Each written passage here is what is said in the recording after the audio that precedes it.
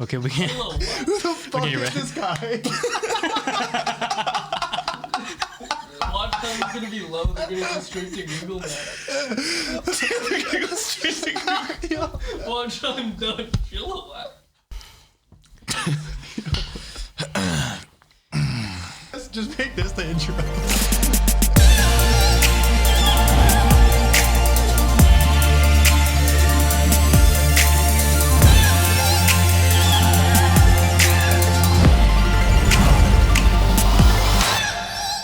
So welcome to another episode of the Feature Podcast, and today I have my friend Keaton here. He came all the way from Chilliwack. And he is a videographer who specializes in car videography and photography. He's worked with brands like Lamborghini, Land Rover, as well as helping me out on Nascar and Dyson. And this is like our third time trying to do this intro, but as you can probably tell, we have a lot of funny stories for you because Keaton and I have been on many of the same trips last year, whether it was Quebec City, Nascar, or going to London to check out Dyson's headquarters. So once I stop laughing, I'm going to let Keaton introduce himself, talk about his path as a videographer and how he came to start working with some of these great car manufacturers and which ones you've recently worked on and what your favorite projects were.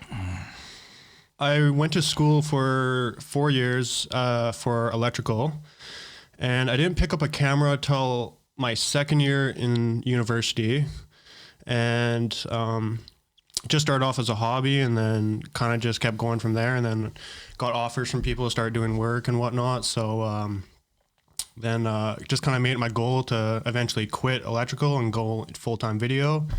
And a couple of years after I finished school, then I started doing video full-time. So yeah, it's been a journey.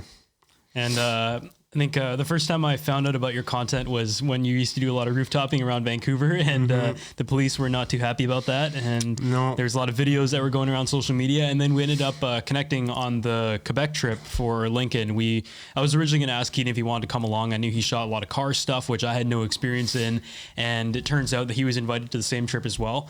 So that was a lot of fun. A lot of funny things happened on that. It was a great trip. And we ended up attending NASCAR together and also going out to London. That was an interesting project. And recently also worked together on the Porsche Taycan video, which for those coming over from YouTube was one that a lot of people enjoyed. A little bit different of a space for me. A lot of variables in the environment when it comes to weather and the vehicle and keeping it clean and everything. But it was a lot of fun, and we hope to work on many more in the future. But I think what we're here for is to talk about the video side and managing the business side as well, which you've done very well.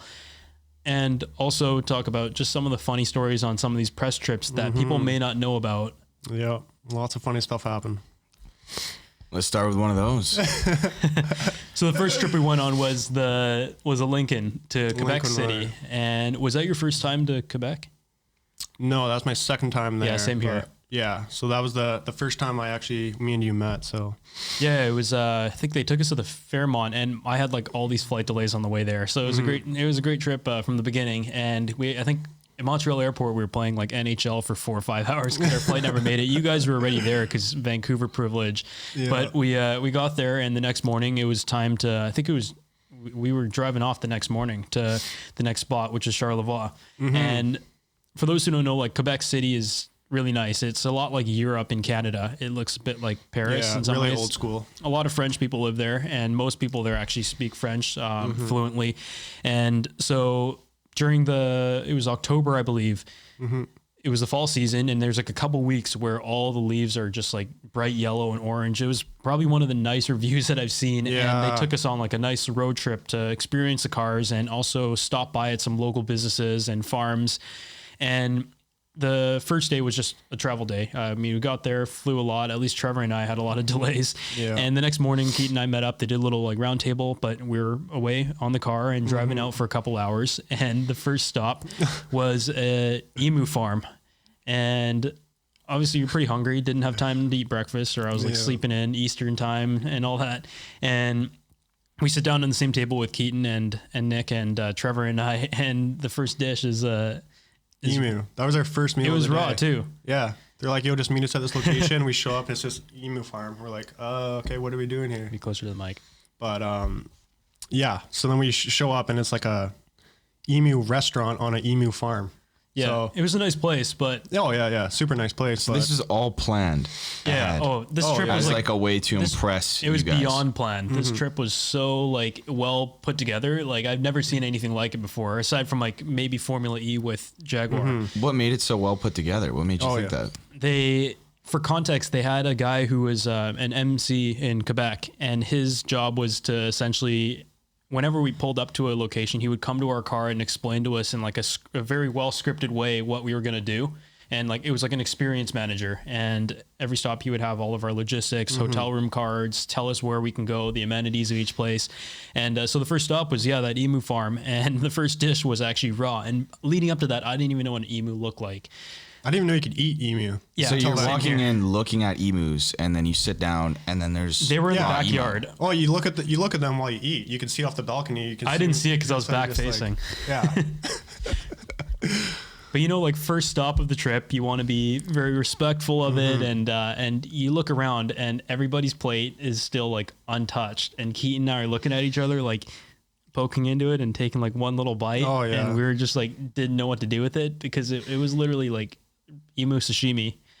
I don't know if everyone else was like a good actor or they're actually enjoying it, but we were like, we were giving That was plates definitely back with our emu still on it, but It was interesting, and I mean, it was a cool experience, and it did get better. Once they were cooked, it was pretty decent. But I would say it does taste a bit like beef. It's not too far off. Just, more chewy, a little less tender. I mean, the raw one was very chewy, but I bet. other than that, it was not too bad. And that trip, we had a lot of interesting things to try and eat. It was like a culinary experience every dinner. oh yeah. And aside from that, it was really well put together. And there was the owner of the farm who had owned it for many years, and she would come up and talk about introduce the farm and what she's done over the years. But one thing was, we were on the table right next to the amplifier, and every time she would take the mic and walk by the amplifier at full blast, you would hear like the static squeak, and we would just like jump up for a second.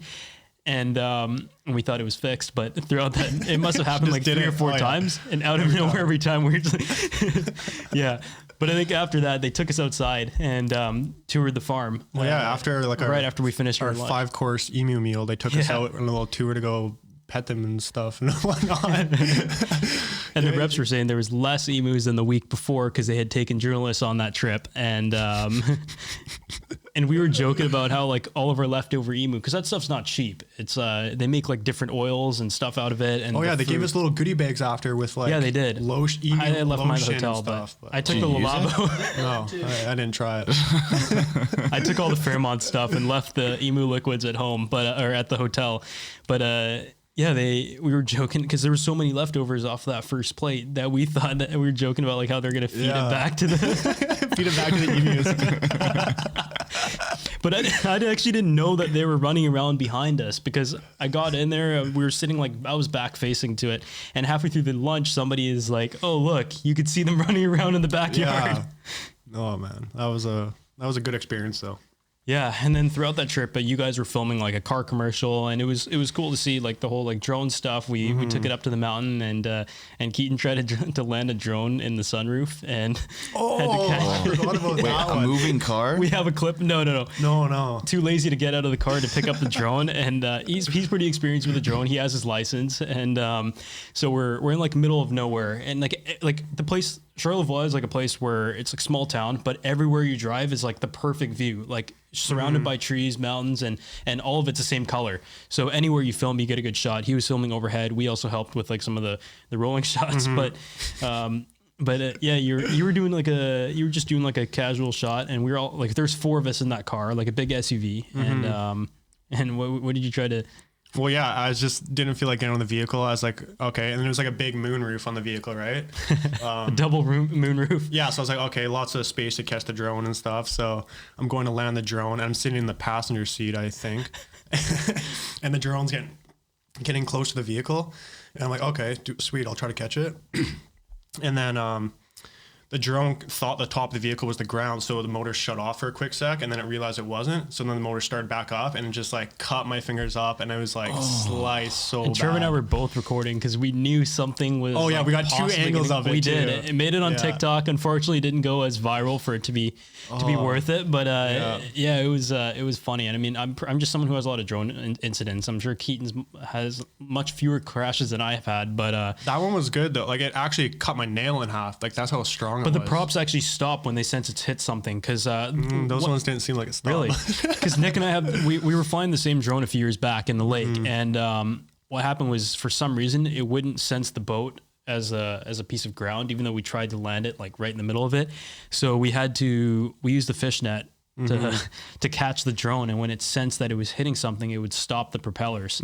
But I guess a fingernail is a little bit different from a fishnet, where it's like catching the thing. But yeah, throughout that trip, it was I think about 3 to 4 days, and the next stop was to another hotel, which was also I think the whole trip was Fairmont's, which is great.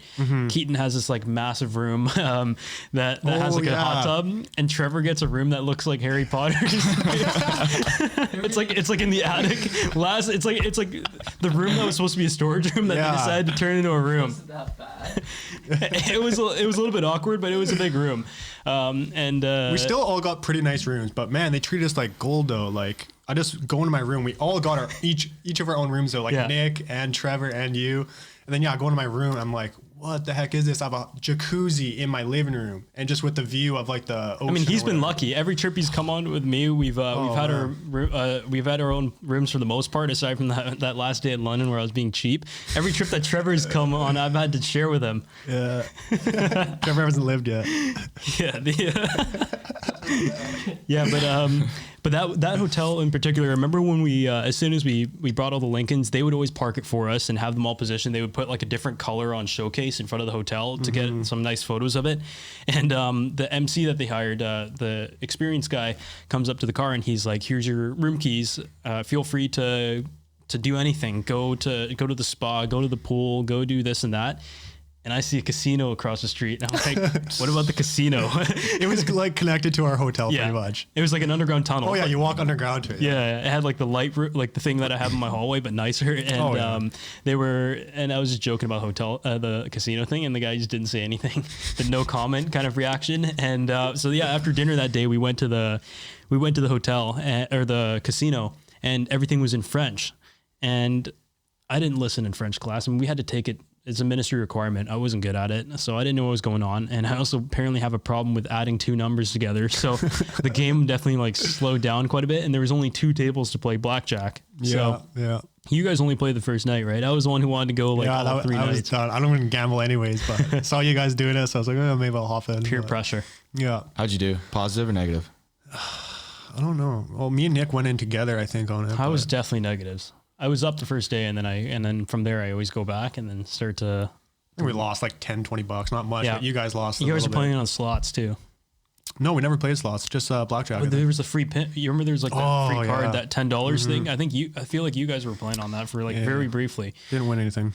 But what was the dress code like for that event? Because Trevor and I fucked up in the fact that I'm not used to dressing up very nicely. Even like I do have a suit, and I did bring one, thinking that it could have been like a formal trip. But I assume like maybe a black jacket or whatever can get away with it a little bit. And Keaton was like in an overcoat the whole trip. Unfortunately, not a Dangerfield one, but he was in an overcoat for the whole trip. And I thought like, oh, nobody's gonna dress up. Same thing was when I went to Formula E, and in Formula E, we show up for dinner. The guy that I was carpooling with is like in a red bow tie and a red suit, but he was wearing like a Van Halen tee the whole day. So I was like caught off guard, and I was in like a UVic hoodie and those reigning champ shorts and zebra Yeezys. It looked horrible. But Trevor and I showed up to that dinner, and we were pretty early, and we walk in and we see everybody in like a dress and everything. We just turned around and ran back to the room and had to get changed completely, and none of the shirts were ironed. And but what was that dinner again? Because there was a lot of them that was cool about that the trip. first one when we met everybody else who was on the trip, right? Yeah, there was a intro meal, and then the last one was definitely the one that was like the longest and well set up. They booked out like the whole restaurant. Oh yeah, they went. Lincoln knows how to plan trips for sure. Yeah, the whale watching and. Oh yeah. All the meals though were like Really long. really long, really small, really fancy. Yeah, and being like guys in our 20s, we were like, man, like we needed like a McDonald's meal right after. In some cases, even though it's like an 11 courser, it's like, yeah. And remember the duck farm?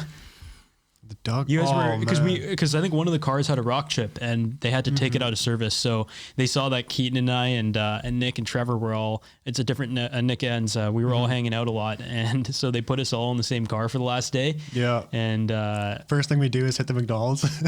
we did hit the McDonald's. It was a really nice. It was like our first McDonald's in like a week. It felt like. Yeah, but you've eaten caviar and the good food the whole week. Yeah.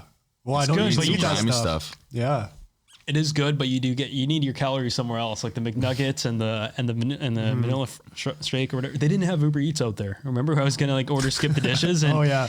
We were starving. What's your go-to at McDonald's? chicken McNuggets, McChicken, Like a and, 10-piece or a 20?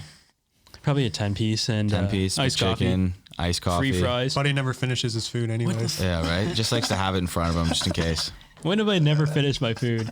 I think I kept saying that to you the whole trip. Yeah, 'Cause I none know. of us were finishing our food. Well, on the last stop, it was to go to the duck farm, and we were originally, it was optional, so we were going to skip it. But by the time we drove by, like the experienced guy was like in the middle of the road. they're just waving us down. He was waving us down, so we felt kind of bad. We stopped by, and they gave us the moose. The reps were saying the moose was really good, so we're like, okay, great, let's try it. And little did I know that was the duck intestine, and I'm personally not a big fan of like seafood or raw stuff. Yeah. I think a few of you guys liked it, but when I had it, I was like, I had my McDonald's coffee in their hand. That was Yeah. fun. Well, they had like a gift shop there on this farm, and it was all like And they were like, take anything you want, we'll cover it. it was like duck jam and moose jam or something. Yeah. Like just like really weird It's stuff. acquired Like, take taste. whatever you want. Yeah. Just yeah. Yeah, it's you either love it or hate it. But I didn't know what it was, so I just tried it, and I definitely knew, it tasted like it was alive like 10 minutes ago. I mean, it's fresh, but yeah, that was a really good trip though. And you guys filmed a really nice video. We didn't really bring much equipment with us, but yeah, you and Nick were doing like multiple takes, and Trevor was like, "Take me back to the hotel." He was getting car sick because Nick was like ripping it around and just like doing rotations and rotations, and we're both just like in the back seat. And but yeah, that car was cool. Definitely not like our demographic, but it was for like a road trip. You'd want something like that. For a luxury SUV, it's a really nice vehicle. Really Yeah. nice. And like the waterfalls and everything. So Quebec City, like all in all, was a really nice trip. Would have liked to spend maybe a day or two extra there. Like I think the last day we were in Quebec City, didn't have much time to really walk around. But yeah, that was actually a cool trip. And I think a lot of times like these trips, neither of us were getting paid on it. It was the experience was cool though. It's not something that you'd want to do every week, just because it takes up a lot of time and the output is not like from a business standpoint doesn't always make sense. But yeah, experiences and stuff. And Keaton and I being big Formula One fans, we really want to work towards hopefully attending a race one day with whichever team that's willing to take us. What was that trip like for you guys? Which one? The Formula One? The Formula E. That was Formula E. just on my own in 2016. I think we talked about that in episode. Yeah. Was it episode 4? Yeah. Was that the first time you guys met, or was it Quebec? No, that was Quebec. We didn't meet up until like October of last year. Gotcha. Yeah, but obviously like the videography space in Vancouver, Victoria, or BC in general is pretty, like everybody sort of knows each other. The names kind of float around, right? Yeah, everyone kind of knows each other. It seems like it's pretty tight community, I think. But yeah. Well, yeah, on the last day of the Quebec trip, I think the Quebec trip, you said you're like, yo, do you want to come to London with me? And then I think you booked my flight like right there on that last day. Was it that soon? I think so, yeah. Because you're like, yo, what's your passport info and stuff? Let's book the flight. Yeah, because Trevor and I were on a triple header. We had the trip was over on Friday, and Trevor and I had to go to New York on Monday 3 a.m. Oh yeah. For another event, a double event in the same day on the Tuesday, and then come back. And that was like late October, and Dyson was just getting confirmation because they needed to kind of prepare the factory to hide the car from us. Where's the car, Maddie? So we had that was Yeah, so I met Keaton and I mentioned it to him, but obviously like before meeting him, and it was a big project. Dyson was one of the bigger partners last year. We wanted to make sure that it was a good fit. So yeah, we got there, figured out all the passport stuff, and a couple weeks later we're off to London, and that was like our second trip where we went to Malmesbury. We landed in London, 3-hour drive to the farm.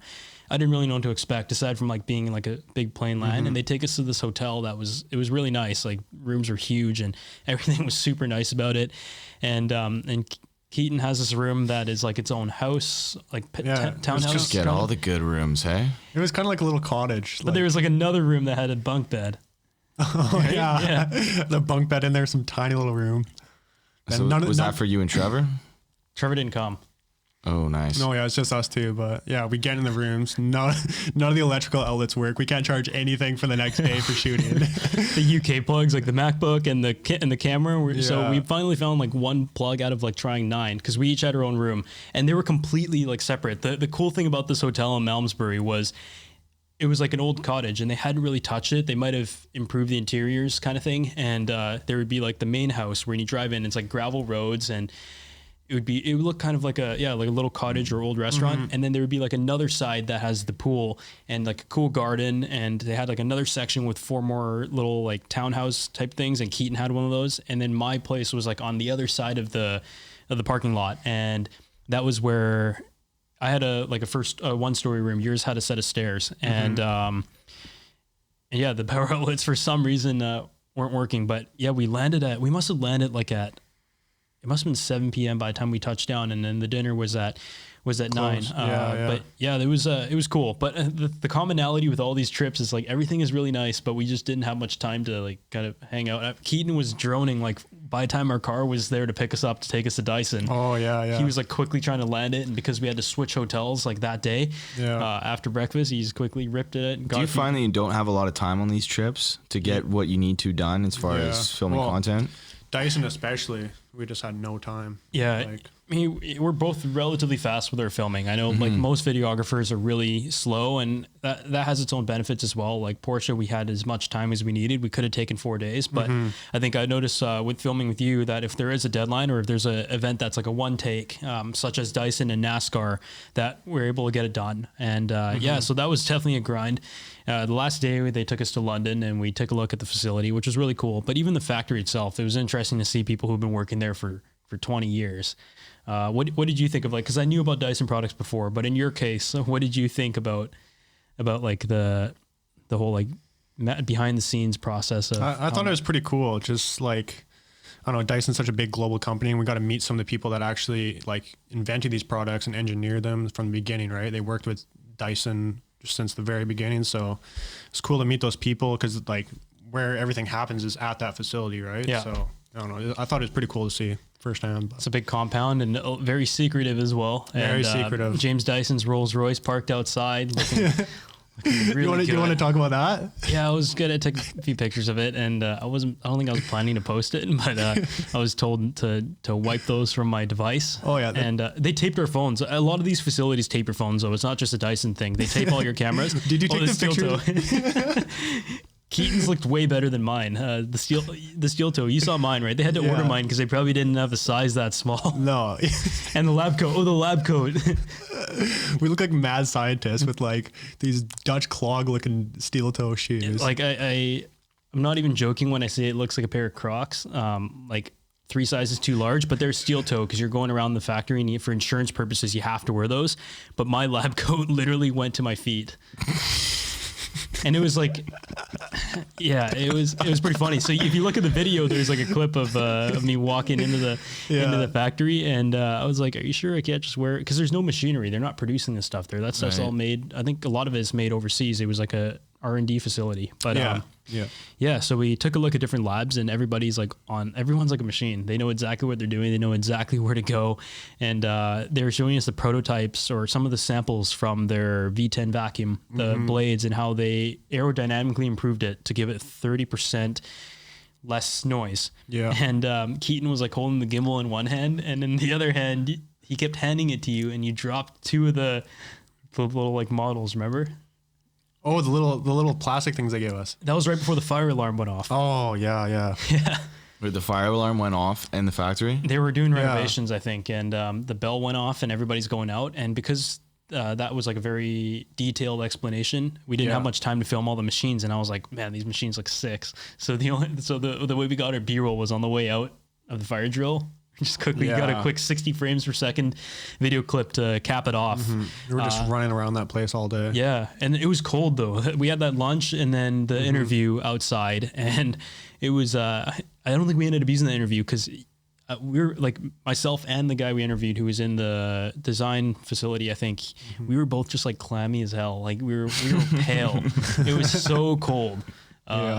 So we were like going back and forth inside to just warm up before the clips. But yeah, that was overall it went quite smoothly. London was a lot of fun. We met up with Olier as well and had some food. I don't go to London very often, surprisingly, but it's a crazy city, man. Malmesbury's cool. Like if you're there on a vacation, it's if you want a chill vacation in like the English countryside, I feel like a lot of locals would go on a vacation out there if they want to get away from the city. Well, we met some locals and we told them where we were staying. They're like, oh, that's like a cool spot. But everybody said it was posh. Yeah. That was the first reaction. But then we thought it was just like some place they put us way out in like the boonies, but everyone else thought where you came from, cool. Chilliwack. It kind of looked like Chilliwack. if you know Chilliwack. No, it looked like Alberta. Oh yeah, it was flat. Yeah, like super that drone flat. clip. Yeah, just farmland. Yeah, that drone clip you got shows how flat it was. It looks like Virginia. After seeing what Virginia looks like, it's like just a couple trees and it's just endless grass. And for 3 hours we didn't see much. I know on the way back there was like a little like rest stop, and I think was there a Swiss chalet or is it another? I'm not too sure. Yeah, it was. We did stop. It was like a Burger King though, I think. Yeah, we had this. The taxi driver was super funny. He was like telling us all these like jokes during the long car ride, and it definitely made it feel much shorter, especially at like at the end of the trip. But yeah, there was that stop and we were starving. We were like getting chicken nuggets and fries and the typical Keaton meal. Fast food on the go. Finish your food? Oh yeah, nice. I always do. He doesn't. What? I think I took the rest of your chicken fries. Did I? I got chicken fries. Oh yeah, they got the special ones over there, eh? Yeah. What was like a McDonald's dish that was unique to UK? We went to multiple McDonald's. Remember we went to the one where we had like a very limited amount of time to shoot and you didn't want to eat, but I was like starving. Oh yeah, we in the went basement. To we were squeezed next to, because it was really packed. We were in the basement of McDonald's. And we went there for coffee and stuff, try to warm up. It was super cold there in London at the time. But I don't remember what you had, but it was raining the whole time too. So the fact that we were able to quickly get a little bit of B-roll was surprising, because usually you have to wait it out. I think when we went to Italy for 4 of the 7 days it was raining, and all of our footage came from like 1-2 full days. And the flight there was also pretty cool. Dyson hooked it up, business class. Yeah. And I look over at Keaton's screen, and 15 minutes into the flight, you see Margot Robbie's on the screen. What are you trying to say? What was on your screen? Nothing. What? I was sleeping. Oh my goodness. I guess take advantage of that recliner.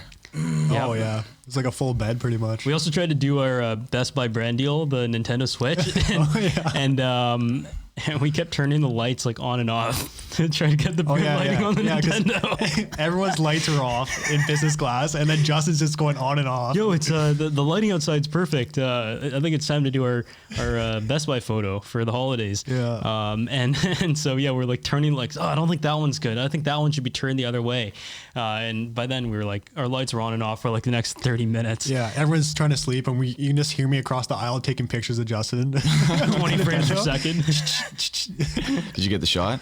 Did you have him posting that? I did post it. My haircut looked kind of weird from the side, as it usually does. The Asian hair don't have like the white person wave that you guys have, but the hair just goes straight up. Eh?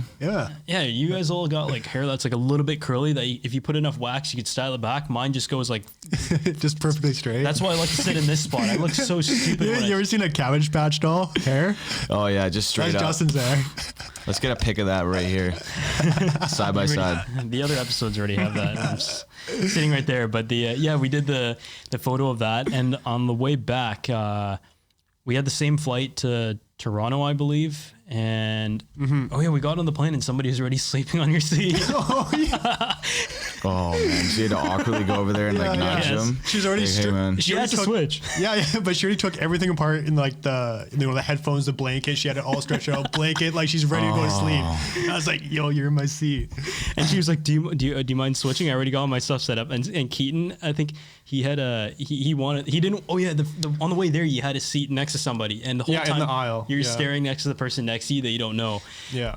So he's like, I want to get a window seat on the way back. And the lady's like, do you mind switching with me? And Keaton was just like having none of it. He was like, we've already been in the car for 3 hours or whatever. He's like, no, I want my seat. Usually I wouldn't care, but I was like, I don't know. I think I was pretty tired and stuff. I was like, yo, you're getting out of here. I honestly think she planned that. Like, think about it. She got there that quick, only to go in the wrong seat and prepare that hard. Oh, she knew. She was betting on your Canadian kindness. Oh, she was in the seat across the aisle. She just didn't want to be in the seat that I was in on the way there. Oh yeah, so, big time. Yeah.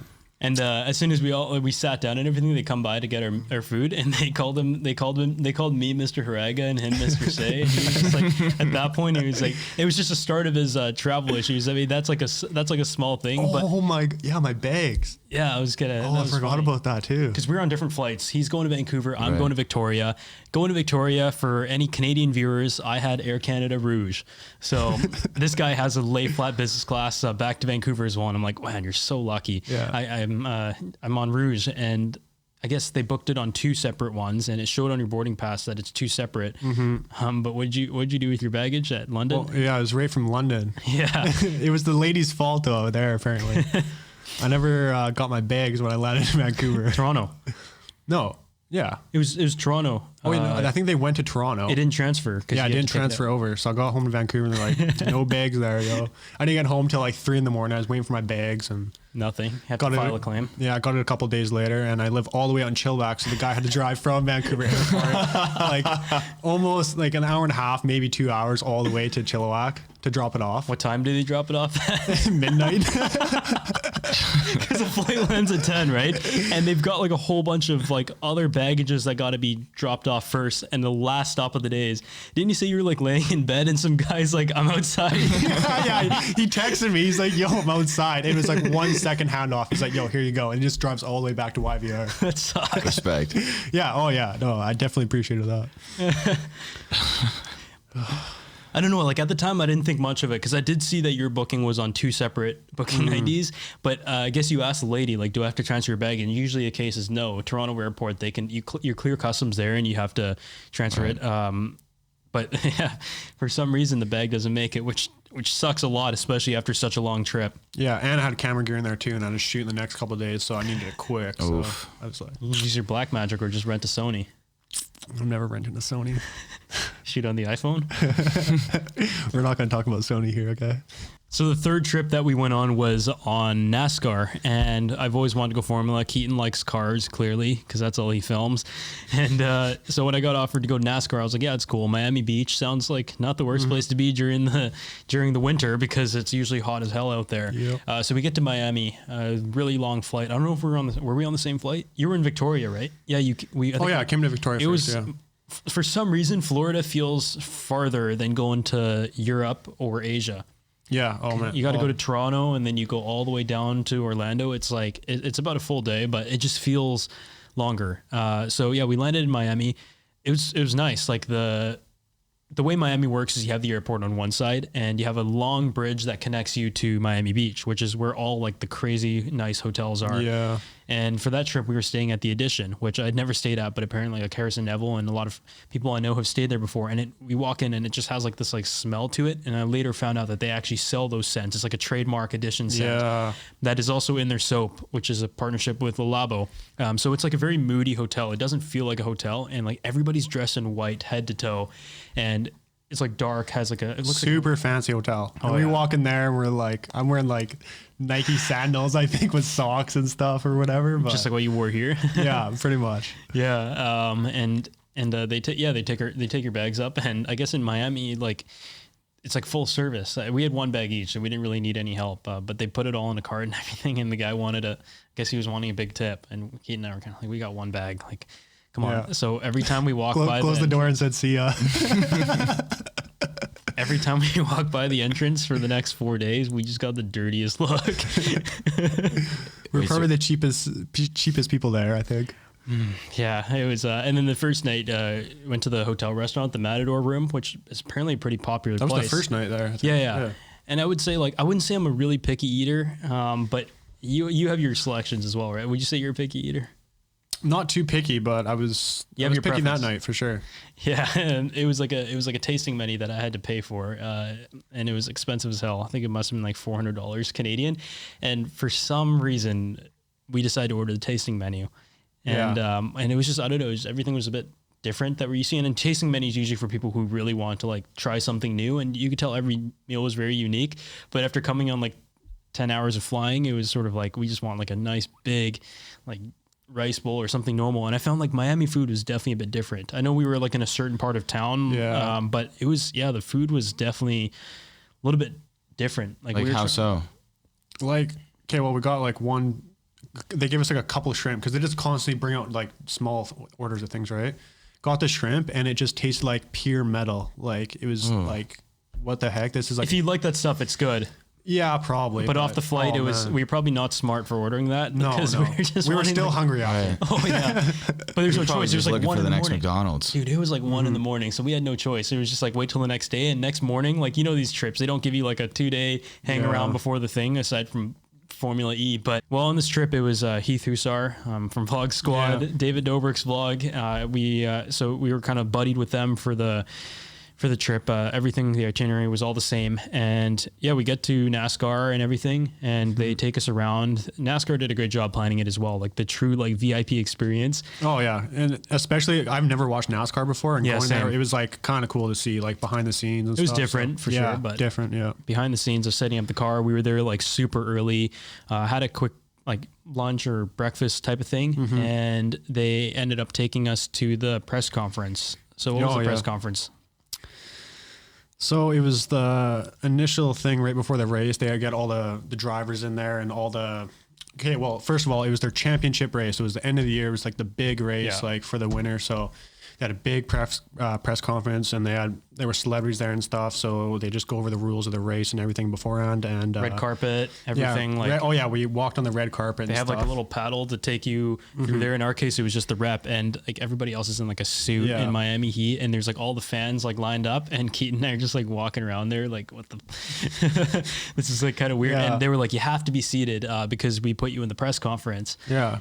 First row. Like we're facing Ray Lewis, like 6 feet away, and all the drivers, their teams, and their managers were all sitting behind us, and we were in the first row. And they came and announced like all the sponsors and announced like the special guests like Ray Lewis. And we later found out, I think Keaton found out Michael Jordan was there. Yeah, Michael Jordan was there, and Kevin James was sitting behind us as well, and Ray Lewis. I don't know who else was there. Jonathan Huberdeau, some hockey players. Like and then we were kind of paired with Austin Mahone as well. He was kind of... Yeah, he was on the same itinerary as us. I didn't really know who he was, but I got a few TMs like, oh my God, my favorite singer's there as well. And so, we're sitting down for the press conference, and they're announcing the sponsors and the names, and everybody has to like stand up and they clap for them. And we're like left like all the way at the end, and obviously nobody knows who I am. So I was like, sort of like, do they really have to announce us in the press conference? Like, what is the point of this? Cameras everywhere too. Like it's televised and stuff. And, Justin DIC. Did you at least get like a... Yeah, very literally. It was literally like that. It was kind of like who the hell is this guy? We were almost clapping for ourselves. Yeah, legit. And what's it called? So we had the sponsors. A lot of people, we didn't know a lot of them, but obviously all the executives of NASCAR are clapping because they're paying big money for that shout out. But it's our turn to get announced, and they're like, he's a tech and lifestyle creator. And I'm like, oh, okay, like whatever, glad that's over with. But then for Heath, who was like way bigger than me and way more successful in every aspect of the industry, they announced him as a member of the Vlog Squad. Yeah. And if you don't know what the Vlog Squad is, it just sounds like a really corny name, like a career path. Whereas this guy's like has one of the bigger podcasts out there. They're doing great in brand deals and everything. And you could tell he was also like okay, thank God. Kind of felt a little embarrassed maybe or something. Yeah. And then from there they take us around a golf cart everywhere, and they take you like throughout, because the all access pass gets you like, we're like on the track almost. Oh, we were like in the pit. The security was like telling us to move back, but one of our buddies that we got paired up with there, he was one of the engineers of like the rules and regulations, so he kept telling them like, oh, it's okay, he's with us. And so yeah, they explain a lot about how NASCAR works, how they check the cars to make sure they meet regulation. And for the start of the race, we got to be on the track to see all the cars lined up and all the teams ready to go, take the photos. And then you get behind the pit lane and watch the cars do the first few laps. And those cars are so loud. Like, you have to wear headphones? Crazy. Yeah. You probably had to. Yeah, we didn't even at first, but we should have. Like, holy cow. Yeah. Super Do you loud. feel it as they go by, like the vibration of the car? Oh yeah, it just roars the whole time in the stadium. And the race is like a few hours long. It's just constant, like, yeah. But yeah. Oh, and before the race, we got to do a lap. And oh yeah, I was gonna talk about that. So we're standing at we're really early, so there's not many people at the track yet, and they're doing How hot early laps. are you talking? We're talking like if the race starts at 3, we were there at 9.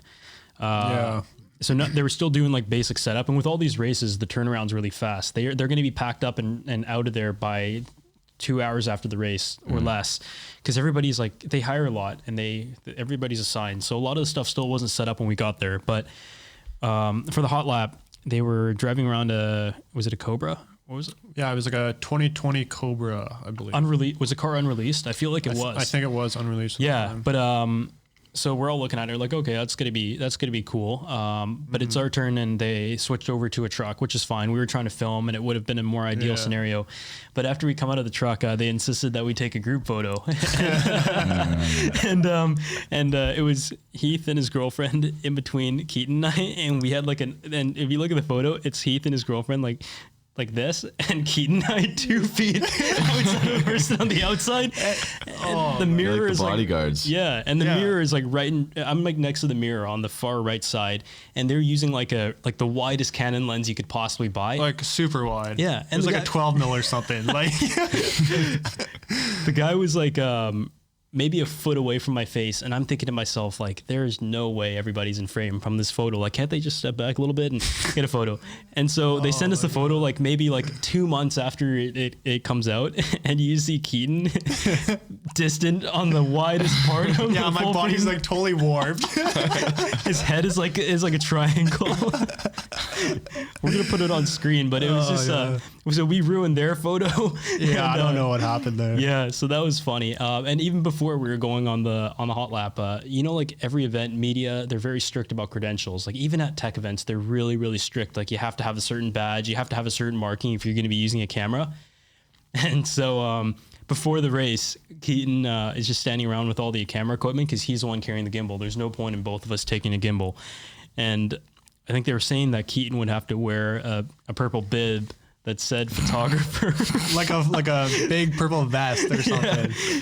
And I was the like, floppy vest. hell no. So I just like never said anything to them. I never said I'm not Well, gonna I was wear standing there just laughing my ass off as usual. yeah. As a great I was friend looking would at do. it. I was looking at it like, what do I do? I'm not wearing this all day. I look like an asshole. So I just put it in my bag. I never said anything. And I was like, Keaton, are you going to put up your bib? And he's like, shut the fuck up. He's like, you better not say anything. I'm not going to film. And I was like, Keaton, you're supposed to be wearing a bib before you get in this car. Imagine if you were wearing a bib in that photo. I could see the other media guys wearing it. I was like, yeah, it's not happening. I'm sorry, man. But if it's Formula One, we have no problem. We're going to wear the bib. Formula One, I'll wear anything. We're going to wear the bib. We're going to have the headsets and the walkie-talkies and all that stuff. That was a pretty cool trip. And then they took us up to the press box and stuff to watch it from above. Like at the TV, they have like all the remotes and all the food and everything. Mm-hmm. And afterwards, we got to go down to the paddock and see them like celebrate the championship. So before the race, a lot of people were buying merchandise, whether it's a jacket or the jerseys or whatever. So I was like, okay, I guess I'll get one. And Heath got like a Bass Pro. What was the guy's name? Martin Truex Jr. Yeah. The Bass Pro one. And it looked good on him. And then I bought like this yellow M&M jacket because I was like, for a photo, like an M&M shirt would look great. Mm-hmm. It didn't look too great on me.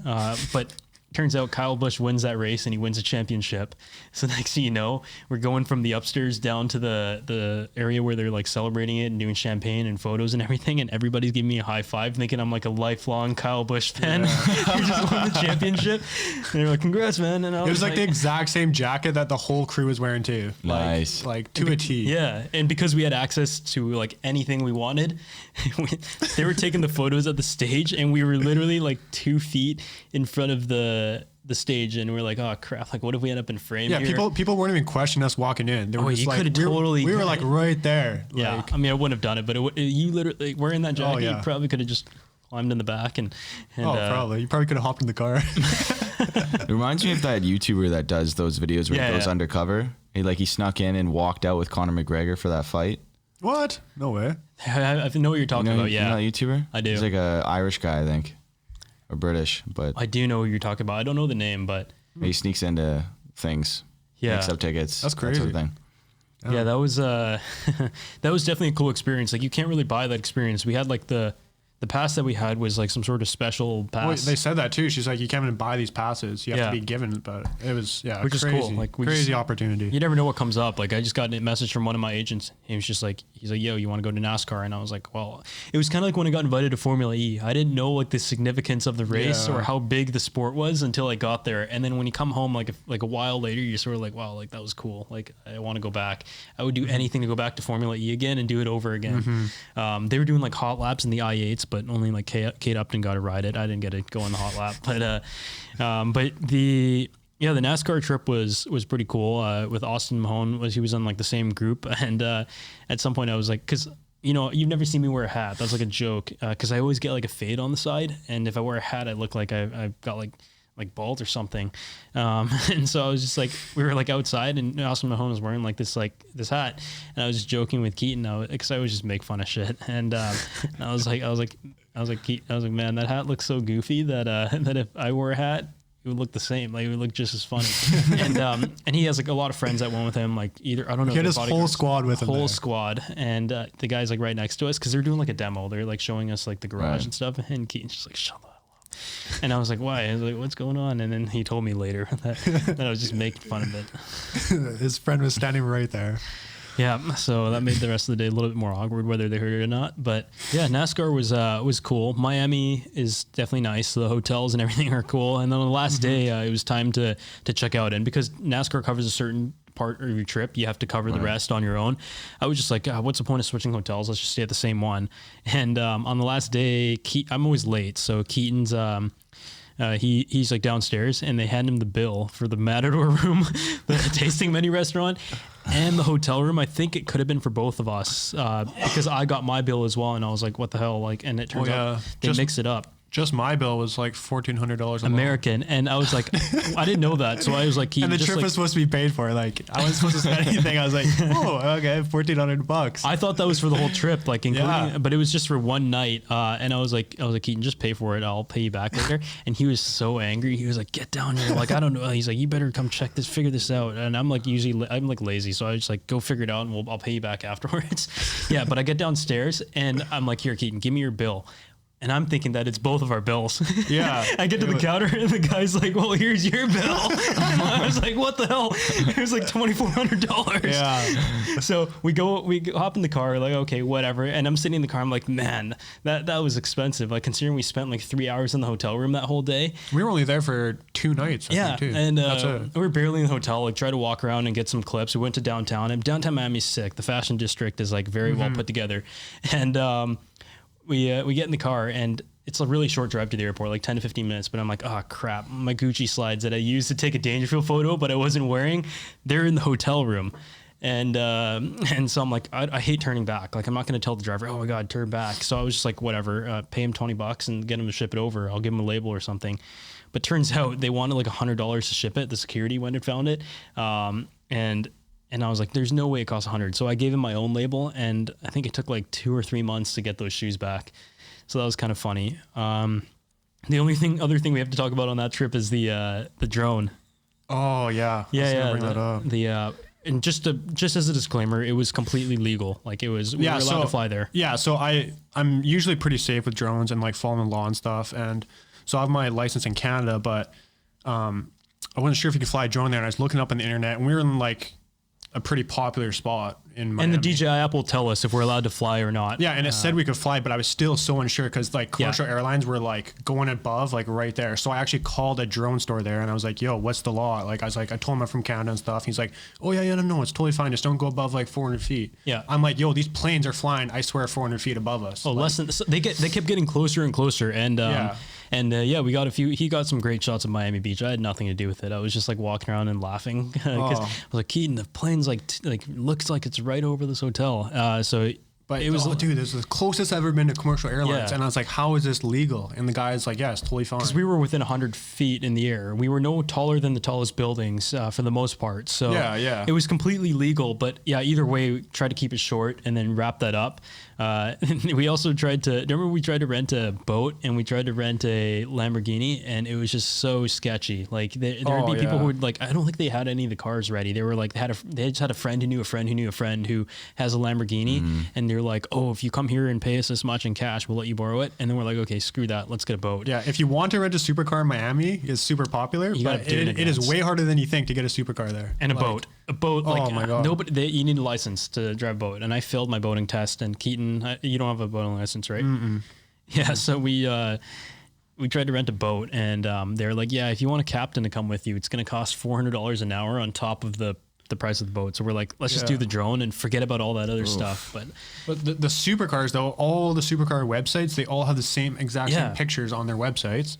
So you message some of the guys like, oh, yo, I don't have the car right now, but I can message my buddy and he has the same car. And we're just like, what? No, I don't want your buddy's car. Like, and all these guys were saying that, like, oh no, I can find that car for you. No worries. Give me like 3 hours to call you back. And then one of them was like a Russian site. Like, I don't even know. It was, just like, super sketch. How do they want us to pay? It wasn't credit card and it wasn't cash.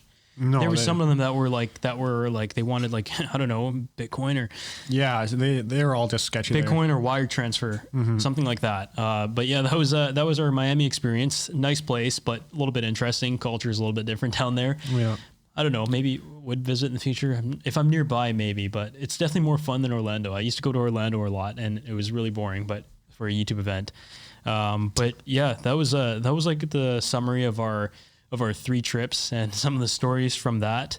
Let's talk about some filming and the business side of things, and also kind of your experience with roof-topping and your car industry stuff.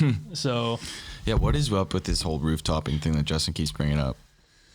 Give it on your phone. Oh yeah. You know? Yeah. So, okay. So when I was getting into photography, I was filming lots of nature stuff or whatever, right? But I don't know how I really got into roof-topping. You wanted to get higher for the photos? Not really that. I just kind of knew people that were into roof-topping. And I just kind of saw it on the internet lots, and it was just becoming a big phenomenon. And I watched this show, and if you haven't watched it, you should. It's a Red Bull TV show. It's called Urbex, and it's all about roof-topping. And it just really inspired me. I was like, oh, this is so cool, right? Just because nobody can get on rooftops and stuff. And I was like, how do these guys do it? So I ended up meeting this one guy, and I went roof-topping with him, and he kind of taught me how to like get past doors and stuff like that. And we would never break doors. We would never break anything, but there was ways to like open up doors without actually like using a key and stuff. Or climbing them. Yeah, or climbing them. But I mean, there's ways. I won't go into it, but okay, actually, sorry. Before I even got into roof-topping, I climbed Lionsgate Bridge, and I did that. I climbed that bridge, I think 7 times, and nobody was really doing it in Vancouver. There was a couple people, and I would message them like, yo, how'd you climb the bridge and stuff? And none of them would tell me. So I would drive all the way up from Chilliwack. Like I thought you were a cop. Yeah, I was just driving out to Vancouver, and I would try to figure out how to climb the bridge. And some days I wouldn't be able to figure it out, and then eventually I got it. And I brought one of my best friends from high school along with it. He wasn't into photography, but we ended up climbing the bridge and like posting those photos, just kind of blew up. And then these other rooftoppers kind of hit me up, and that's where I started getting into like more roof-topping. Right. But because all these big rooftops in Vancouver weren't really hitting Lionsgate yet, so they were like, I was kind of trading them. And, you know, I'd bring them on Lionsgate, they would take them in a rooftop. So what time would you have to do that at?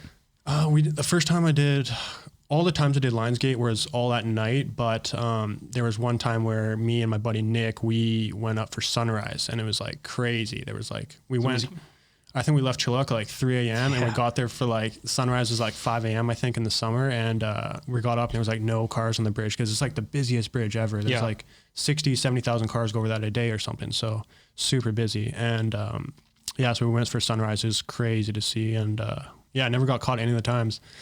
But I've been on the news 3 times for climbing that bridge. They posted it. It wasn't in like the best light, but and on Instagram you're exposing yourself. Like it's your handle, it's everything. Yeah. So the news started posting about it.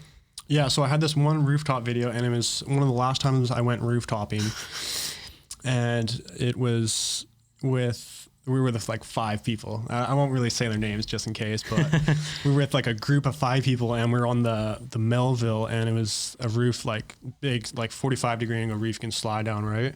And we were all sliding down the roof, and I just took an iPhone clip of my buddy sliding down it. And I thought that was you.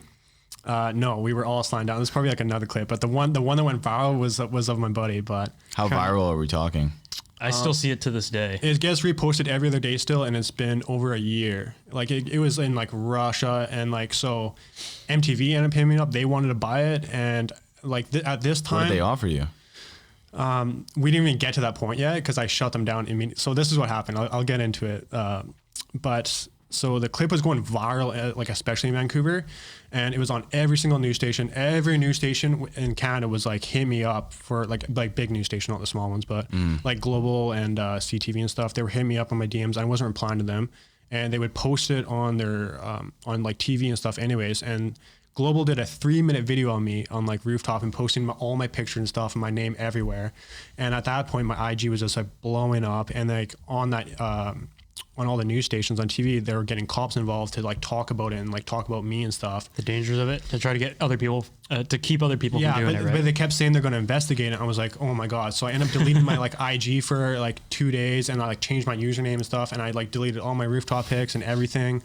And so then when MTV and stuff was hitting me up, and all these people, like there was other people that wanted licenses as well. And I just said no, because I didn't want to go more viral than it already was. Because I didn't want to get in trouble by the cops and stuff. Long story short, cops never ended up contacting me at all, so ended up being fine. But so you're still on the run to this day. They might have to come to Victoria to get you. Yeah. I mean, it was. Aren't you lazy to drive to Chilliwack to find you? Dude, they brought cops to that building there to interview them and talk about it and everything. Yeah, it's just crazy, and just bizarre. But that clip still gets reposted every other day on Instagram still. Do you think rooftoping is still a big thing, or is that like something that came and gone because of the security that was heightened after these strata started finding out that people were going in to do that? Around that time, like rooftoping was already kind of tough to do, and if you were already in rooftoping is a really, really small community. Every rooftopper knew each other pretty much. But right after that video went viral, security, like this is just my opinion, other rooftoppers might, but I think because of that video, it really shut down Vancouver. Like they ended up making like professional like metal plaques outside of buildings, like, yo, watch out for people that are trying to come in rooftop and stuff like that. Or the fob systems, security. And so one building in Vancouver was actually, we snuck in the building to go rooftoping in it. And in the elevator it says, if you see people trying to rooftop and you stop them yourself, you get like a $10 gift card or something. And like so they're encouraging people who lived in these buildings to stop rooftoppers as well. They get gift cards and stuff. So it became like really serious. So since then, not a lot of people have rooftopped at all. Like it's pretty slim. Like, yeah. But even like, I think my parents' condo in Vancouver, they're strict to the point where if you don't stop and wait for the gate to close, or if you let somebody in and it's a security breach, you can get fined. Your room gets fined. It gets added to your strata fee. So security is obviously much tighter on those. And yeah, I did notice that like the amount of, it was like a period of time where I saw a lot of those photos that were similar. And then Sebastian and I tried to do a couple. I didn't really get anything close to the edge of the roof. And I was going to like more public buildings, like the Woodwards. But yeah, that was, the bridge photos are definitely fun to get. But some places it's impossible. Like Golden Gate, I guess, is nearly impossible. You also, it's tough to drone there. Yeah. And that one's super tough. But yeah. There were some guys that ended up coming up from California. Some people might remember this one, but these guys came up to Vancouver and they wanted to climb Lions Gate, and they saw that I did it. So, and I was already talking to them, and they were from that TV show Red Bull Urbex. So I was already like stoked. I was like, yo, these guys are like sick and stuff. They inspired me to get into it, and now they want my help to do Lions Gate. So they were coming here, they flew here, and then they were going on a cruise ship with their family. So they had like an 8-hour layover in Vancouver. and they go to climb the bridge, and he's like Snapchatting me and stuff. He's like, yo, how do you climb the bridge and stuff? I can't find the opening. And I was like, honestly, you shouldn't do it. It's like 8 a.m. It's super busy. It's rush hour. And cops are driving over it all. Yeah. And I was in school at this point, still in electrical. And he was like texting me. I wasn't getting back to him in time. And he ended up just free climbing it, which wasn't the proper way to climb it. And he got busted. And like my last message from him was, yo, there's like police boats coming down the river and stuff, like underneath the bridge, because they thought they were jumpers and stuff. And these guys ended up getting like major fined. Their parents left without them on the cruise. Yeah, I was going to say, the cruises don't wait around. Yeah, so the cruises pieced out with their family and they were stuck. And did they even come up to bail them out? No, they went to like jail for a couple of nights, and they ended up getting flown back to the States, and they're not allowed back in Canada, I think, for like 5 years. And they had to come back to Canada like almost a year later and to like go back to court and stuff. So the cops really wanted to make like an example out of them. And I think that kind of slowed down rooftoping as well, maybe. But yeah, if you had more followers, they might have gone after you. Yeah, I mean, I got most of my followers from rooftoping. Yeah. Pretty much. How about that, man? Taking Your inspiration into getting into rooftoping hits you up, and then you end up being a part of the downfall of your inspiration. Yeah, and so after that, I never climbed Lionsgate. And I never really talked to the guys after that. I think they're kind of like shit themselves a little bit. But yeah, crazy. Did you end up like piggybacking some of that attention into your videography and photography? Yeah. So after that, like, I doubled in followers probably from like that video going viral and rooftop and stuff. So, and I was trying to get more into video at the time.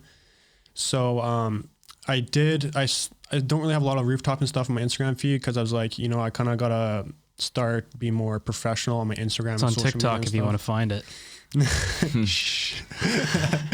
But yeah, I had to start being more professional. So I stopped rooftoping after that whole thing came about, and just started getting more serious with it. There's safer ways to make money. Safer ways to make money. There's really no money in rooftoping, I would say. But so the next question is, you do a lot of car videos. Some of the cars are probably just like your everyday car.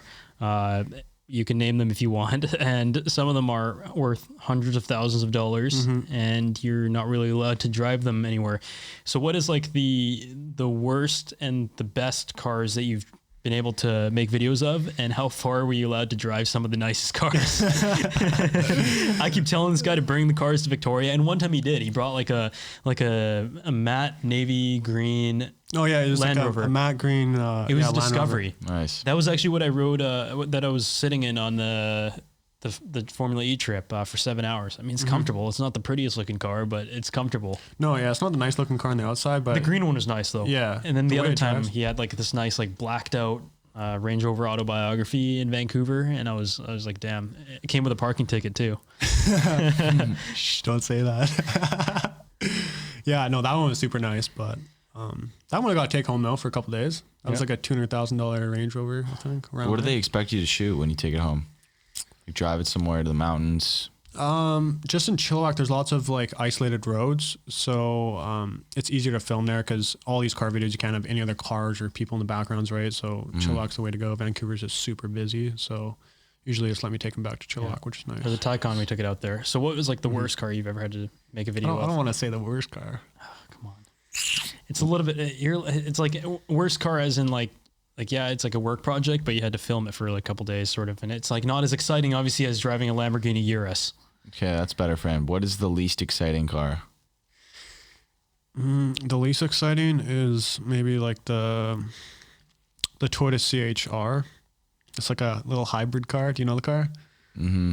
It's like that. It's a good car for what it is, and like the price point and everything. But obviously, it's like not crazy exciting, and like how creative you can get with it. And I've shot it 2 times now. I've shot like the 2019 one, and then 2020 came out. I shot that one again. And the lifestyle cars are harder to shoot, right? Because you have to be in the city sometimes for those. Yeah, like the ones in the cities are so tough to shoot. Yeah, people underestimate how tough it is Traffic, to shoot cars other in the cars cities. driving by. What do you do like for a car that you just mentioned? How do you get creative to create a product that they're going to be happy with for something that's bland? I don't know. It's always tough. I mean, Toyota is really good with like, they're one of my favorite clients, and they're so easy to work with. So they usually send us briefs. They're like, yo, so if you have models in this, we want them around this age. This is the demographic we go for and stuff. So it's like, then I'll kind of create concepts, and then, run it by them and kind of go from there and stuff. Right. And I just try to make them as real as possible. Like, like Tacomas are really big out here. So, you know, a lot of people, I try to like just be real, like what people use Tacomas for out here and stuff. A lot of people like mountain biking with it, so I'll try to include mountain biking with it and stuff. I don't try to. You found a new backdrop too, like the brown backdrop. I haven't seen you use that one yet. Oh, the sand dune. Yeah, the sand dune. I don't even know where you find those in BC, but that was really cool. The other time, I think you shot the Bentley. What was it? We shot the Flying Spur. The Bentley Flying Spur, which is a pre-production car, so it wasn't even out yet. And they were like, "Yo, you can have like maybe 50 kilometers on the thing," so we couldn't really drive it that much. I was like, "Yo, bring that thing to Victoria." What did they want done with it?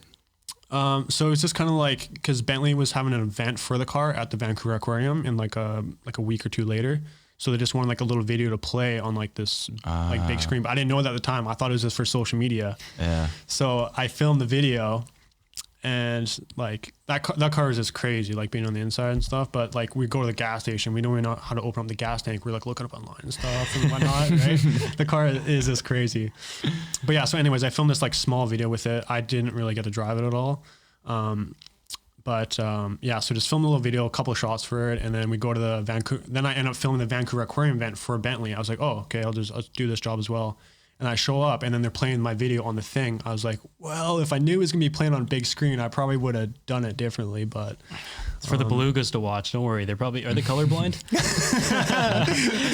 I don't know. Who knows, dude? Those animals might be colorblind. Oh, they're probably judging my video pretty hard. Have you ever had your video put up on like one of those like giant billboards, like the Pixel LED billboards that are like 50 feet, and it looks so much better on those big billboards because it doesn't show any of like our little imperfections that we might notice on our screens? No. I had a video they'll play last May in the Cineplex before movies. It was an ad for Cultus Lake Waterpark. I never got to see it in there. They sent me like 5 tickets to go to the movies and try to see it because it was playing for a month there, but I never got to see it. And they said it looked good, but I was like, oh, I don't know. And how like what are some of the errors that would just be so amplified on a thing like that? I mean, on the Taycan, for example, the dust on the car and like the little things like that.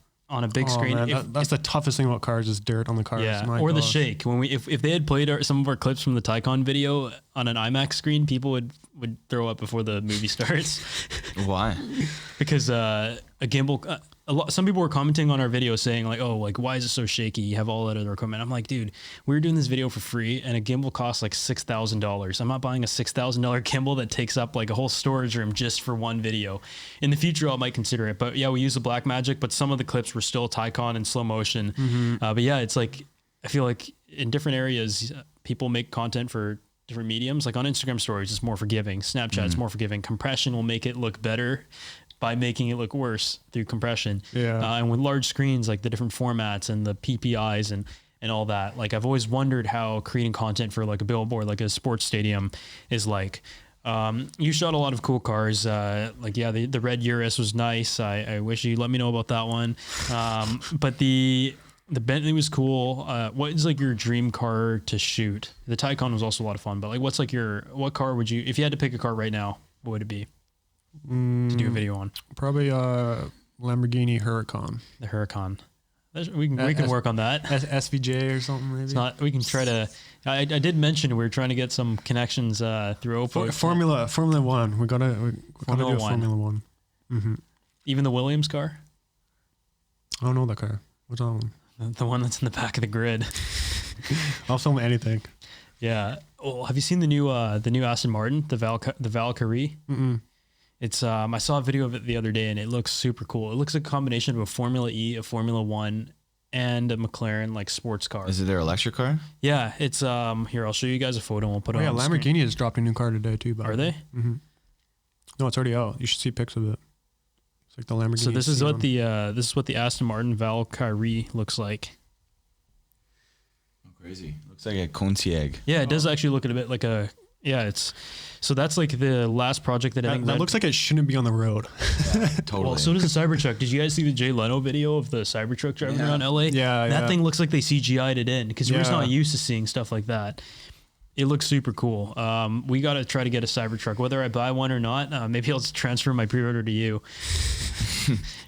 One thing I was curious about is a lot of videographers struggle with being able to charge. When did you get to the point where you knew what you were worth and was able to convey And how that. do you pitch? Like, just to add and to how do that you question. pitch? Yeah, of Because I course. think the biggest thing we notice in the creative space is that I'd say like a large majority of people either with a big following or a lot of talent have a big discrepancy in the business side. They're either short selling, they don't know how to pitch, they don't know how to run the business. And I think I know many more bad videographers that are good at making money than good ones that are making money. I know in Vancouver there's probably a lot really good more, point. but same with YouTube. Like a lot of people always say like 500,000 subs, like how are you able to make a living? Oh, it's because I reverse engineered it from the business side. Whereas some creators are great at bringing in audiences, like 5 million subscribers. I think that will always be a problem though with like, especially videography, but like just almost any arts is just like, what do you charge? Right. So if you're good at what you do and you're able to pitch, it's like a huge bonus. And that's what I noticed. Yeah. You have to be, if you're a creative, especially in video and photo, you got to be at least 60% more business oriented than the creative side, like for sure, if not more. It sounds crazy, but like I do agree with that. And I know so many talented artists and they don't know how to charge and they don't make any money and then I'm going back to full-time jobs, which is really unfortunate, but you have to be like crazy good at business. They end up getting outsourced.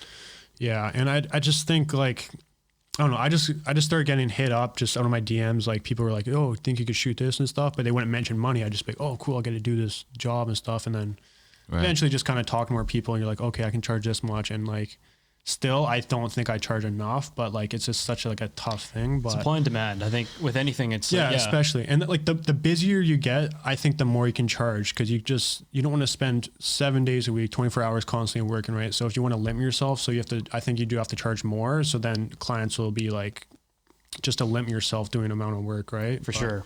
But also having some projects out there where it's just like a portfolio piece. Like for example, TyCon for both of us was a portfolio piece. Nascar now, Porsche's Formula E team hit us up. That's going to be a big push. If we didn't have NASCAR and we didn't have Porsche, which are both ones that we had done for free, and it costed me money, then those opportunities wouldn't come up. And next thing you know, like, so just as like a random scenario, say you usually would charge like $10,000-$20,000 for a video of like a car. And for two of these things, you can either not do it at all or do it for free. So we do two of these campaigns and say we could have made $20,000 for the amount of time that we spent, but instead we made zero. But you have like a client like Porsche's Formula E team, and these teams, a lot of cases, have like hundreds of millions of dollars in budgets.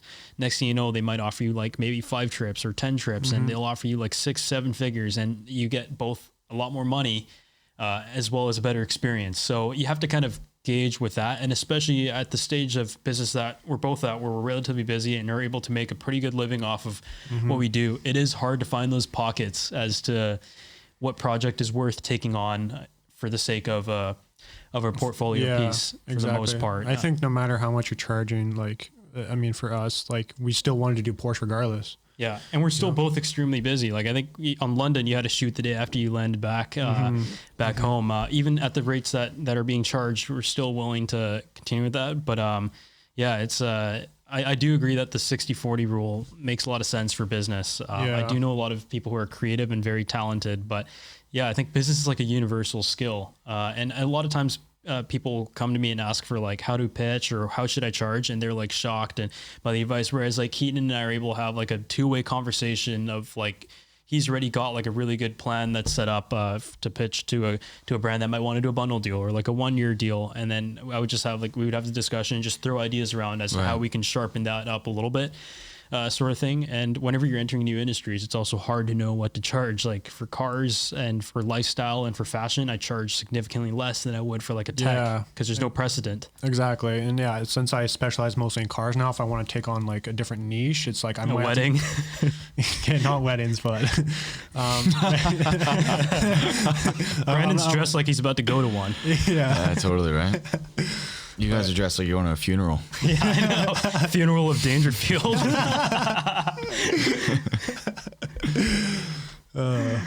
So what you're saying is like have an idea of the niche you want to build your portfolio in and then kind of reverse engineer from there. Kind of. Did you start in business or did you start in video? Because in my case, I started with more of a like wanting to do a business side of things, but I knew YouTube at the time was not really an industry to make a lot of money from. Yeah, it was reverse engineered in that aspect. But in your case, you started. I was not business oriented at all. Like, electrician. But you still have to think a certain way to be able to adjust to it. I feel like it's something that you're sort of like like born with, and you do have to sharpen up those skills. But I know a lot of people who just naturally are. Yeah. They don't think like a business person. They don't look at everything as like an economic breakdown. I probably break down economic crap like a little bit too much that it gets a bit annoying. But yeah, like I think it's, even though you might think you didn't have like a business background before, I think it is something that you kind of. I think now definitely I do, and I think I'm always gonna be learning business stuff. But I had to teach myself completely. Like my parents aren't very business orientated, so I just had to teach myself, and it's just a lot of trial and error of talking to like big companies and stuff like that, right? And seeing what worked, and ended up pitching to Toyota, and that worked. So I was like, okay, I'll try that. Like, and that's the thing, like my pitch with Toyota Canada to get them, I tried it with other companies and it didn't work. So it's always just depends on like timing with the company, and like, just, for sure. It's so many variations of it. But what is something that you have to specifically always have prepared for a pitch? Deliverables are like the most basic thing, but you also have to read the situation. There is no like cookie cutter thing, and as many courses that you could watch, like you just mentioned with working with different brands, and every brand's a little bit different. Some things work with some work with others. A good business person is able to evaluate those situations and figure out and measure how much leverage they have with that brand. So some brands have like 15 other people they could hire, and they don't really see the quality difference between yourself and 14 others. They just want the cheapest price. Whereas there's some companies where they want to sign you. In your case, like Toyota, that they like you a lot. You've done a lot of videos, and you feel like you've proven themselves. And if anything, maybe give them a good deal before. Oh yeah, exactly. But yeah, I think something that you always have to have ready with you is what do you bring to the table? Like, why would that brand hire you? Over like, it's such a oversaturated job, like video and photography. There's so many good, talented people there. So why are they going to choose you? So, I mean, but a lot of them a lot of talents are just unknown. That's the thing. Like you find, that's the hard part about staffing. It's either going to be very expensive, or you got to find somebody at the perfect timing in their career to bring them on and provide value to the company. And, it's, it is tough to know what to charge exactly. There are market rates that are set, but even like in tech industry, the rates are like all over the place. Like sometimes these companies propose a budget and it's just really far off. Whereas in other cases, they want you to start the negotiation. And if you're not good at that, then you're going to short sell yourself. And next thing you know, you might be tied into a long contract that is like 15 videos that you have to do over the next year. And when you finally start getting offered rates that you feel like you deserve, you still got to finish this first deal that you agreed to. And I think, that's like early in the career, that happens a ton. Like I used to do dedicated YouTube videos for $500, and that ruined my channel severely. We talked about that in episode 1, but and sometimes when you do jobs, the money is not worth it. Like there's like a wedding, stress. For me, a wedding, like I personally don't do weddings, but the liability of it, you can't refilm that. I think what we're spoiled of with like YouTube, and when you're handed a car and you get a couple days, I say YouTube's a bit easier to redo stuff. With a car, you still have to know like your variables and stuff, but you got to take care of the car and everything. But I think like in both freelance and in the YouTube and advertising side, there are a lot of similarities as to how people charge, how the business structure runs. And I think just, knowing your business, I see people charging too much all the time, but the demand's not there. So when your demand's not there, I think that's the easiest factor to measure what you should charge: supply and demand. Right. But what if there's a ton of demand? Then you got to raise your prices. Otherwise, you're going to be working 24/7. And even like at the prices that were being charged last year, it was still like nonstop. Right. So it's unless it's a real passion project, I would say supply and demand is like the easiest way to figure out whether or not your rates are where they should be. Gotcha. Yeah. The last one of the questions I also had was, what did your parents think when you went from finishing your schooling in electrician? You finished, right? You didn't drop out. No, I finished. Yeah. But how long were you in the workforce for before you switched to videography full time? Ever since I graduated high school, but so I did electrical. I was doing that 4 years of schooling, and I was working. It was like an apprenticeship program, so I was working in between, and they wanted to schedule my last year of school for summer, so I would have been in school during the summer for like 3 months, and I was like, telling my parents, it's like, yo, I don't want to go do it. I'm not going to be able to focus. And I just knew that I wouldn't be able to focus. I was like, yo, I want to be outside. I want to go to the lake in the summer. I'm not going to want to do like homework and stuff after school, right? Yeah. So I told him, I was like, can we just like put it off and stuff? I was like, I just want to like really focus on this video stuff. The ultimatum, like, give me 1 year to do it and I'll prove you wrong. Yeah, exactly. But I just kind of wasn't happy, and they're pressuring me like, yo, just do it, get it over with. It's my last year. That's exactly what mine said. I actually went to 4th year for 1 week. Yeah. Did you go to the school for 1 week? So once you were given the option to make your own decision, did you go back for one more week just to see what it was like now that you had the choice to leave or stay? Or were you just I didn't really, well, I mean, I didn't feel like I had a choice. My parents were kind of pressuring me, so I just did it. I was like, hey, whatever, I'll go in school and do it. And that time, as my buddy Steve Weeb now, I would go after school and just go like shoot with him and stuff, right? And I would just like not really focus on school. I ended up like failing my like year-end test like 1 or 2 times or something, just because I couldn't focus during school in the summer. There's just so much happening. I was so focused on video. I was like, I want nothing to do with electrical anymore. And I was like, hey, as soon as I'm done school, like I'm quitting and stuff. And that didn't end up happening. I didn't think I was ready yet. I was like, hey, I want to be making enough money, the same amount of money at least that I make in electrical until I can quit. So I end up working like 2 years after I finished school still. And like, I was working like full time. Like the second I would get off work, I was working like 9-hour days, almost like 50 hours a week. And like, I'd be working like 8 hours after work every day, almost till like midnight, just like grinding, trying to do everything, shooting, everything. Right. And, I was working with like Toyota for like, I don't know, like maybe 6 months while I was still working a full-time job, like still. Wow. So I was just like still grinding, and I was making money off that as well. And I was like, it's just, the goal was to quit and get enough clients. And eventually that happened. And not even a year, almost a year so far. What made you keep that job? Was it just trying to buy more gear? Yeah. So it was like helping me like buy new gear and stuff and just Sonys. stay afloat and pay no Sonys. No Sony we're used in the making. Yeah. We talked about this in episode 2 though, like the story of whether you should drop out or not. And in Keaton's situation, it sounds like he followed the exact kind of thing that we were discussing about how you have to do your passion project that is like the up and coming in your career path alongside either a full-time job or schooling. I mean, I started like maybe 10 years younger. I think I was 12 when I started. But yeah, you have to do your passion project alongside your full-time thing in order to really figure out whether one, you're good at it, or if you are committed enough to it that you are able to take that leap. So in this situation, that seemed to work out very well. I was always... Electricians get paid pretty decently though. Oh yeah, on an like, hourly basis. I still love electrical and stuff. So you can install our breaker. If you need some electrical work, hit me up. Can you fix our static on these microphones? No, I thought this was a... How do you like Brandon's overpriced power conditioner down there? With that little silver thing? That thing's a beast, man. What are you talking about? It's like down That's there. also not electrical. What is that? Like a power conditioner? That's it's power conditioner. I think we do need the AC in here though.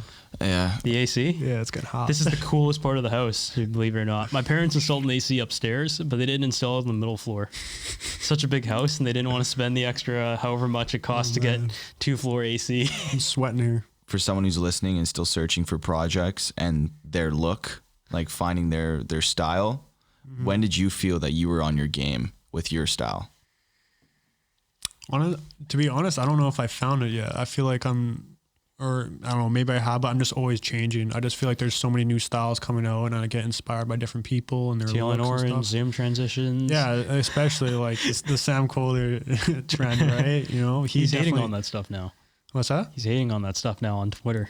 Oh yeah, no, I like the Baker transition. I think you do have a style though. Like your Instagram feed does look consistent, whereas mine is fucking all over the place. Yeah, I feel like right now though, I want to start changing it a bit. I just not being so like commercialized, I guess. Right. For Instagram wise, all my commercial photo work and whatnot, that's still gonna stay the same. But I think you do still have a unique design in nature, because most of the time people in nature, they just boost up the reds, they boost up the greens, and it is like the teal and orange look. The blues are all boosted. So, like a lot of the photographers, you probably know who I'm talking about in Alberta, and like they all, like all the photos look you just gave it away right there. The examples look exactly the same, and there's just nothing different about a landscape. But I think your look has like kind of, we have a similar preferred look. I'm not as good at doing it, but it's like the moody tones with like forestry, or Yeah, I think I'll definitely always like that moody type vibe. yeah, or the Like, green definitely. doesn't usually stand out too far. Like usually I'm not a big fan of greens. I'll shift it a little bit and then I'll desaturate it.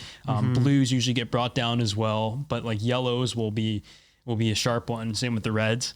Aside from the Porsche Taycan, where sometimes you have a green and you just have to. Yeah. You can't really you can't Valdez it. No, you definitely can't. I don't know. Finding your style is, I think it's tricky. I think you just have to shoot as much as Yeah. possible, edit as much as possible, and you're just going to find it. Like, it took me years to find like my kind of style, general style, but yeah. Were you in a video when you're were you a teenager or a kid? Like, what did you like growing up? Yeah, I was actually. So I was in, I played like hockey for like 12 years and then I ended up quitting that. I wasn't So did I. I wasn't too into that. And, cause I found mountain biking. So I got really into mountain biking. So me and my buddies, like, I couldn't even like afford a camera at the time. So my buddy had like a Canon 7D, right? Yeah. And I would like, me and him would go shoot like bike videos and stuff. And we would like get like a decent amount of views on Pink Bike and stuff. And, yeah, I don't know. But yeah, I just kind of got into that. And then I stopped video for like years, like, and that was kind of in high school. And I still never had my own camera. I would just use my buddies. We'd just make videos together. And then I stopped for like years and years. I was like, okay, time to go to school, get a job, university. And then eventually just was able to buy a camera or afford it, right? And yeah, just been grinding ever since. Yeah, so I think this wraps it up for this 1.5 hour special with Keaton Haraga. Huge thanks for coming down from Chilliwack today and riding that very long car ride to the most boring place on earth. Thank you guys so much for listening to this podcast. We just launched a couple of the episodes. We just launched a couple episodes a couple days. We just launched some of the episodes a few days ago. So if you guys want to go back and look at those and leave a review, the links are going to be down below if you're watching this over on YouTube. And yeah, Brandon, what do you have to say for a sign off? We're still pretty early to be figuring out a sign off. Yeah, what's your signature sign off? We don't have one. Right now, it's honestly just been peace. We don't expect anybody to watch. He goes to the off end. like that, and he's like, "All right, see you guys later," and I'm just like, "Peace." this guy on phone calls doesn't even say bye, he just hangs up. Yeah, When do I? he's like, "All right, sounds good." You wouldn't even say that, just hangs up. Do I? Yeah. It's good. Honestly, I like it. It's just straight to business. Like, all right, But I sweet, talk for a sounds lot. good. I talk Move like on. for 30 minutes, and then I talk for 30 minutes, and you think I'm about to go on another tangent. Yeah. And it's just beep, beep, Justin beep. can talk. We'll say that. Oh yeah. Oh yeah, I also have to put it out there. If any Formula One teams want any videographers, we'll work for free. Just make sure you book us in business class and let us stay for more than 24 hours and give us more than 30 seconds to film. My email is down below, or you can hit us up at JTechApple@gmail.com or find us over on Instagram, and we're going to link all of Keaton's stuff as well. I'm just going to do a quick intro clip audio for Keaton's social.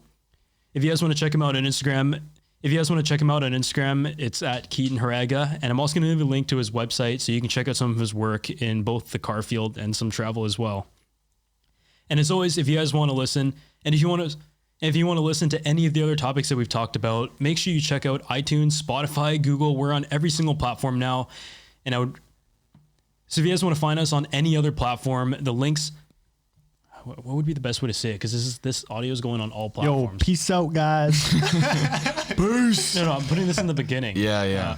If you guys enjoyed the first few episodes of this podcast, we have many more great guests coming up. So please leave a review over on iTunes or subscribe on YouTube because it helps a lot.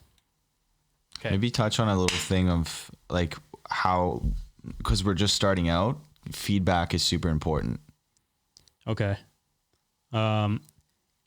There's nowhere for them to leave feedback, so it's just gonna be on YouTube. Yeah, just comment on YouTube, check it out, and leave a comment. My parents said I talk too much. That you do talk a lot, yeah. Yeah. Talk. You'll slow down. That's the whole idea of the podcast, and the reason I'm even fucking here. Yeah, I know. But you don't jump in as aggressively. So Well, I you don't guys know were when to stop. you guys were talking about stories, so I Yeah. was just like, all right, well, but When you bring Vivian Frank on, I'll be the sitting duck. there you go. I'll be like Nico Hulkenberg in the You guys will get Formula along Crash. really well. Anyway, wrap it up. I think we got enough, eh? Yeah.